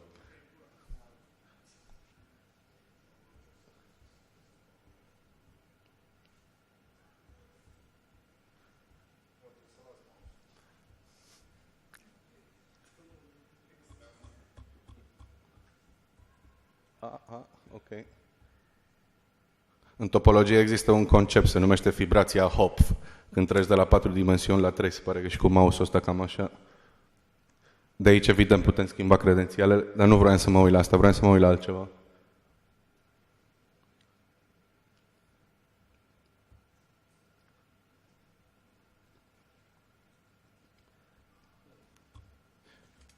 E clar ce se poate face, nu? Bun. Dar nu vom face, cred că nu aveți IP-ul protejat de aici, nu? Sau? Bun, acum mă voi întoarce la prezentarea mea, să văd ce alte termene vreau să vă mai prezint. Cum stăm cu timpul? Mai avem timp sau? Cam 10 minute? Ok. Cu avioanele, vreți să vedeți și avioane? Bordul de avionics? Ok.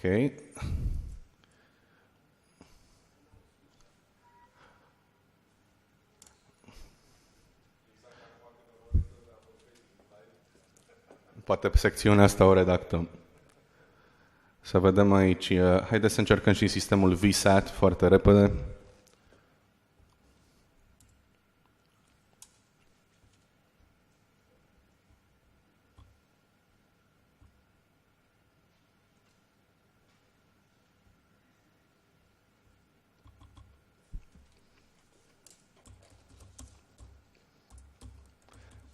Mi se pare, dacă nu greșesc, că asta era marina militară din Peru. Voilà. Marina de Guerra del Peru. Și aici cunosc parola. Dar nu neapărat că ar fi ceva de genul 1, 2, 3, 4 sau default. Aici este un buffer overflow. A buffer overflow este o vulnerabilitate unde EIP-ul, Extended Instruction Pointer-ul, este corupt prin lungimea parolei. Putem accesa foarte repede, acesta fiind Windows, va fi o problemă.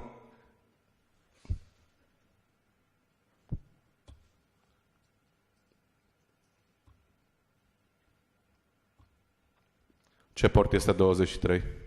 Toată lumea trebuie să-l știe. Bun.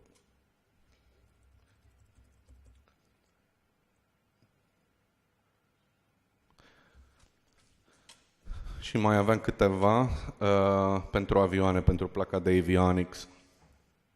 Acolo bănuiesc că riscul e mult mai grav, nu?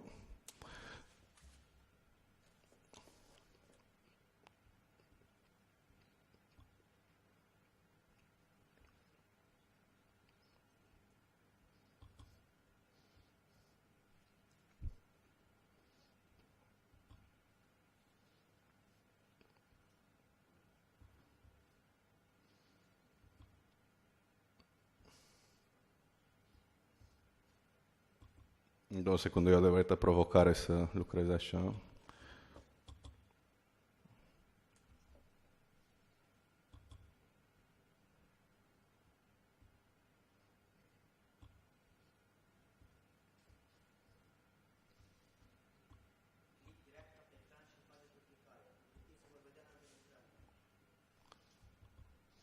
Știi că și click dreapta este ban, nu știu, poate avea vreun JavaScript.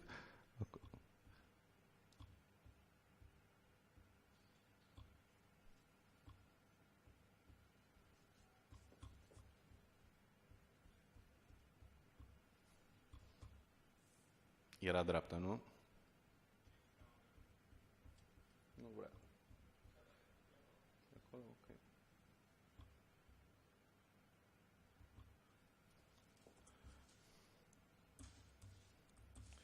Bineînțeles, toate stringurile astea, toți Shodan dorks care îi prezintă azi, pot fi intuitiv ghiciți, însă dacă se face reverse engineering la aplicații, atunci apar probleme mult mai grave. Acum vreun an de zile am raportat o vulnerabilitate la Air Europa, când zburam cu ei, aveau internet la bord și se putea ajunge la avionics. Wi-Fi-ul nu era VLAN segmentat.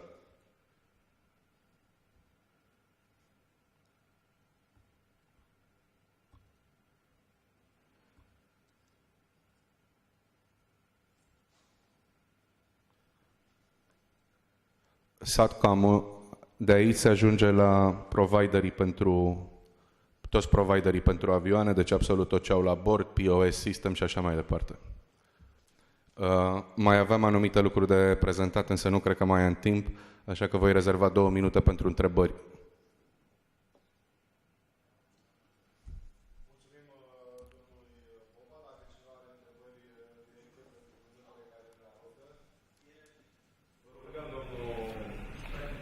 Tărică.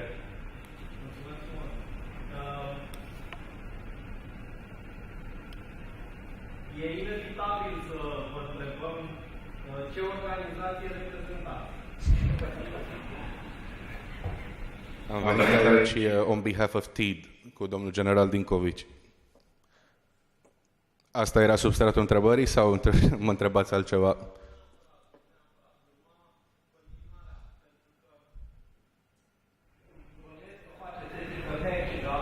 Câteodată. M-am uitat la câteva servere, dar serverele în Java ale universității erau deja de bine puse la punct. Făceam un cadou pe la oricare universitate unde dădeam câte un speech să le arăt dacă se poate ține un bind shell sau un reverse shell, dar în cazul ăsta n-am mai avut timp.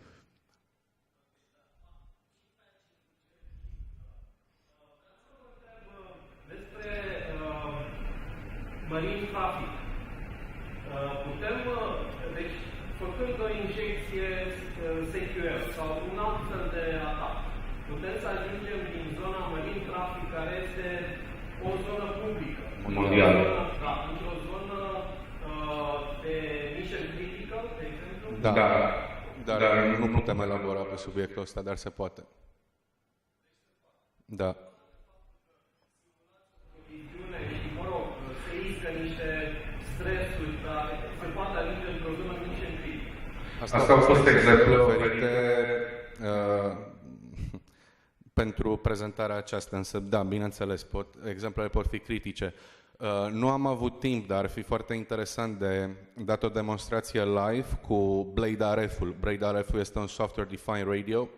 De fapt, de drept ce vroiam să-mi aduc un Blade RF și să întreb pe toată lumea din audiență, uitați-vă pe GPS-ul telefonelor, spuneți unde sunteți și vă putem poziționa în Cuba sau ceva de genul, clonând Access Based Point Tower-ul, BTS-ul, dar da, să răspundem la întrebare și în Mission Critical Areas. Plăcere. Altcineva?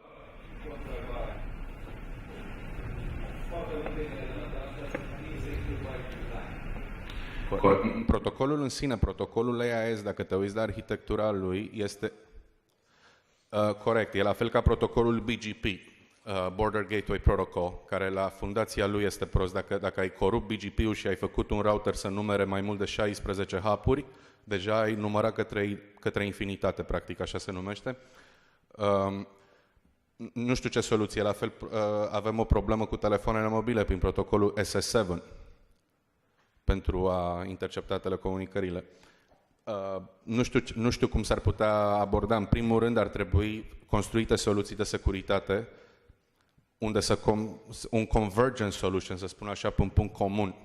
De exemplu, dacă un IP care nu are un certificat cel puțin PFX 12, nu poți accesa. Dar, din nou, există metode foarte ingenioase ca cineva, când atacă un network, să poată bate toate soluțiile de securitate.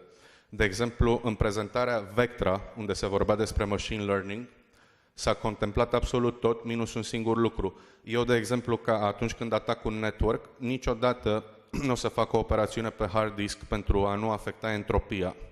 Voi opera în memorie, deci voi lua un LSAS process dump, analiza cu Mimikatz, bum, am toate credențialele. Sunt foarte puțini vendors și solution providers în lume care detectează chestia asta. Tocmai de-aia chiar vreau să adresez o întrebare, pentru că n-a fost menționat. Și în cazul acela la fel, deci ești bazat pe certificate, dar și certificatele se pot fake-ui și așa mai departe. Una dintre specialitățile mele este reverse engineering. Și atunci când, mai ales când iei unele dintre aparatele și VSAT Sailor 6600, am descoperit deja, mi se pare, 4 buffer overflows pe arhitectură MIPS. Arhitectura MIPS este foarte interesantă pentru că nu poți implementa NX, non-stack executable. Nu poți avea stack canaries. Metodele noi de la sistemele de operare 2003 și încoace implementează ceva ce se numește ASLR, Address Space Layout Randomization, și non-executable bytes, că atunci când un cod în assembly controlează EIP-ul, îmi schimbă memoria dinamic. Bineînțeles că cunoaștem metode cum ar fi ROP chaining, Return Oriented Programming Chaining, să păcălim programul tot să execute codul nostru prin ROP gadgets, dar la arhitectura MIPS nu există nicio metodă de protecție. Acum vreo săptămână tocmai am hackuit un sistem care era un ADBS pentru avioane. Cum? Printr-un hack RF s-a făcut debugging la firmware, s-a văzut că exista buffer overflow, asta e una dintre alte arii ale mele de expertiză, exploits de memorie, și atunci codificând semnalul prin radio, antena respectivă îți dădea un remote command execution. Altcineva cu alte întrebări? Poftiți?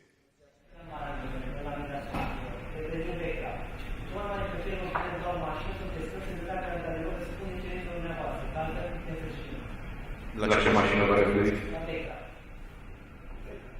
Bine. Am menționat pentru faptul că mi s-a părut foarte interesant și chiar e o oportunitate bună că mi-ați adresat această întrebare. Cum diluiți cu exploiturile de memorie? Sunt partea comercială, dar cu cea mai mare plăcere punem o mașină la dispoziție. Putem vorbi. Punem o mașină aici în demo la universitate și putem să facem exact pe totalitatea live, când doriți data, astăzi, mâine, și cea mai mare plăcere. Nu voi mai fi la Constanța, însă cu cea mai mare plăcere. Chiar mi-ar place să o iau ca un challenge intelectual, să văd. Perfect. Altcineva? Dacă nu mai sunt întrebări, mulțumim domnului Boban.